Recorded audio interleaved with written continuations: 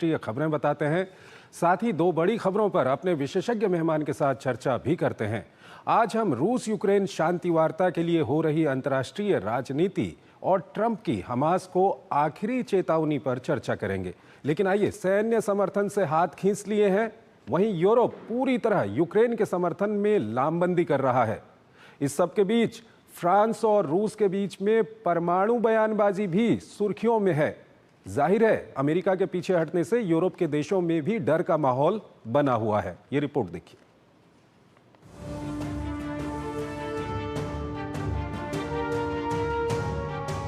Ukraine जंग के 3 साल। राष्ट्रपति डोनाल्ड ट्रंप के बहते लहू को रोकने के प्रयास से प्रभावित क्षेत्रीय और वैश्विक समीकरण ने एक और जंग छेड़ दी है। ये जंग है प्रोपेगेंडा की, आपसी हितों के टकराव की। अमेरिका ने यूक्रेन की सैन्य सहायता क्या रोकी कि पूरे यूरोप की सुरक्षा पर खतरा मंडराने लगा है। बरसों से यूरोप के नेतृत्व का सपना पाले फ्रांस के राष्ट्रपति इमैनुअल मैक्रों ने सुरक्षा के डर को बेहतरीन मौका मानकर रूस को परमाणु धमकी दे डाली। मैक्रो का कहना है कि वे अमेरिका के बिना भी यूक्रेन की मदद लगातार करते रहेंगे। उन्होंने रूस को चेतावनी देते हुए कहा कि फ्रांस के परमाणु हथियार तैयार हैं। राष्ट्र के नाम संबोधन में उन्होंने अपने परमाणु शस्त्रागार का इस्तेमाल सिर्फ फ्रांस के लिए ही नहीं बल्कि पूरे यूरोप की सुरक्षा के लिए किए जाने का ऐलान कर दिया। जवाब रूस की तरफ से आना था और आया भी। मैक्रो के इस बयान को रूस ने अपने खिलाफ धमकी मानते हुए कहा कि पश्चिमी देशों ने पिछले अनुभवों से कोई सबक नहीं सीखा है। फ्रांस की इस चेतावनी के बाद यूरोपीय देशों ने अमेरिका के साथ छोड़ देने के बाद यूक्रेन को मदद देने के पहलुओं पर चर्चा के लिए ब्रसल्स में जुटे, जहां ब्रिटेन के प्रधानमंत्री कीर स्टारमर ने कहा कि यूक्रेन की सुरक्षा में ब्रिटेन अग्रणी भूमिका निभाने के लिए तैयार है। बताया जा रहा है कि लगभग 20 देश यूक्रेन की मदद करने के लिए इच्छुक देशों के गठबंधन का हिस्सा बनने में रुचि दिखाई है। रविवार को यूक्रेन पर लंदन में आयोजित शिखर सम्मेलन में इस प्रस्ताव को पेश किया गया था, जिसमें अमेरिका को भी शामिल करने की उम्मीद जताई गई थी। हालांकि रूस ने यूक्रेन में शांति सेना भेजने के किसी भी प्रस्ताव को फिर से खारिज कर दिया है। साथ ही कहा है कि फ्रांस और ब्रिटेन की शांति पहल कीव को समय देने और उसकी सेना को घुटने टेकने से रोकने का एक प्रयास है। रूस का कहना है कि वो युद्ध को समाप्त करने के लिए एक निश्चित समझौते में रुचि रखता है। इस बीच अमेरिका द्वारा यूक्रेन के साथ खुफिया सूचना साझा करने पर रोक लगाने के बाद फ्रांस कीव का नया मददगार बनकर सामने आया है। वहीं अमेरिका भले ही अपने सहयोगियों को छोड़कर रूस के खेमे में आता दिखाई दे रहा हो, लेकिन मॉस्को को इस पर अब भी पूरी तरह से भरोसा नहीं हो रहा है। रूसी सुरक्षा परिषद के उपाध्यक्ष दिमित्री मेदवेदेव का बयान इसी ओर इशारा कर रहा है। उनका कहना है कि खनिज समझौते के बाद अमेरिका यूक्रेन को हथियारों की आपूर्ति पुनः शुरू कर देगा। और इस खबर पर बात करने के लिए हमारे साथ जुड़ रहे हैं आलोक बंसल, विदेशी मामलों के जानकार हैं। आलोक जी, बहुत बहुत स्वागत है आपका हमारे इस कार्यक्रम में। सबसे पहला सवाल आपके सामने यही रखना चाहेंगे कि जो बदलता परिप्रेक्ष्य है, बदलता जो हालात जो बदले हुए हैं पूरे, हम देख रहे हैं डोनाल्ड ट्रंप के शासन में आने के बाद, अब आप क्या कुछ कहेंगे? कहीं ना कहीं यूरोप को भी डर लग रहा है, जिस तरह के बयान आ रहे हैं फ्रांस की ओर से, जिस तरह से बयान आ रहे हैं रूस और फ्रांस के बीच में तनातनी चल रही है, क्या कुछ कहेंगे? देखिए, क्या है कि जिस तरीके के वक्तव्य राष्ट्रपति ट्रंप ने दिए हैं, उसके बाद यूरोप के राष्ट्रों को लग रहा है कि वे अपनी सुरक्षा के लिए अमेरिका के ऊपर निर्भर नहीं रह सकते और अब उन्हें कुछ करना पड़ेगा, क्योंकि जिस तरीके से राष्ट्रपति ट्रंप ने यूक्रेन के साथ व्यवहार किया और उसको मझधार में छोड़ दिया एक तरीके से, तो उसके बाद अब यूरोप को लगता है, एक्सक्यूज मी, कि अब उन्हें जो है अपनी सुरक्षा व्यवस्था को कड़ा करना पड़ेगा, उनको सुरक्षा पे खर्च करना होगा और एक ऐसी सुरक्षा व्यवस्था तैयार करनी पड़ेगी जिसके मद्देनजर न सिर्फ वो यूक्रेन की रक्षा कर सकें पर आगे चल के यूरोप की रक्षा की भी पूरी तैयारी कर सकें। और इसके लिए यूरोपीय राष्ट्रों को रक्षा पर जो अपना खर्च है उसको बढ़ाने की आवश्यकता है। और कहीं ना कहीं जिस तरह के बयान फ्रांस की ओर से आए हैं, प्रेसिडेंट मैक्रो की ओर से कहा गया है कि वो जो परमाणु हथियार हैं वो पूरे यूरोप की रक्षा करने के लिए तैयार हैं। रूस ने इस पर काफ़ी पलटवार किया है। क्या कहीं ऐसा तो नहीं है कि अमेरिका के पीछे हटने के बाद यूरोप में भी एक आपस में रस्सा कशी कहें या आपस में एक तनातनी है कि कौन यूरोप का लीडर बनकर उभरेगा आज के हालात में?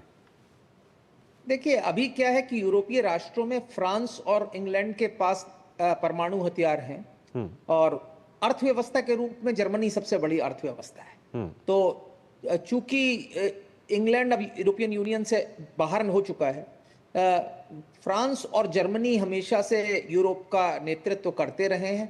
तो जहां तक सवाल सुरक्षा का है, फ्रांस लीड ले रहा है, क्योंकि अगर पुतिन बार बार परमाणु हमले की धमकी देते रहे हैं यूक्रेन को भी और उसके माध्यम से शायद यूरोप को भी, तो फ्रांस वो नेतृत्व ले रहा है कि जिसमें वो कह रहा है कि फ्रांस के जो परमाणु हथियार हैं, इससे पहले एक प्रपोजल आया था जर्मनी की तरफ से कि इनको जो फ्रांस और इंग्लैंड के परमाणु हथियार हैं उसके साथ जर्मनी और अन्य राष्ट्रों का भी समझौता हो।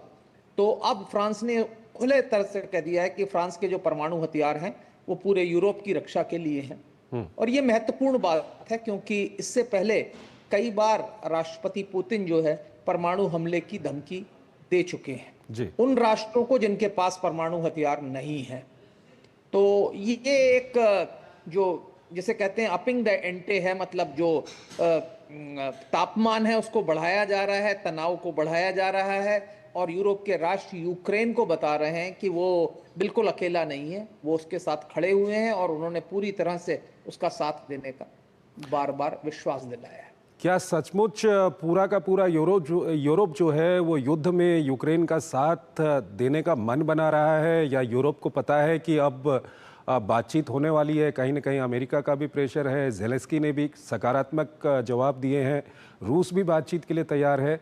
तो ये कहीं ना कहीं एक लॉबिंग तो नहीं है कि जब बातचीत होगी और डील होगी युद्ध को रोकने की, तो उस वक्त पे कहीं ना कहीं यूक्रेन का पक्ष थोड़ा मजबूत रहे?